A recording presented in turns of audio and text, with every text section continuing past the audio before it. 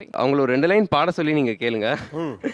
அதுக்கப்புறம் யாராவது வேண்டாம் அப்படின்னு போவாங்களா? அப்படி இப்படின்னு சொல்லிட்டு. ஸோ நான் கேட்டா மட்டும் பாடவே மாட்டாங்க.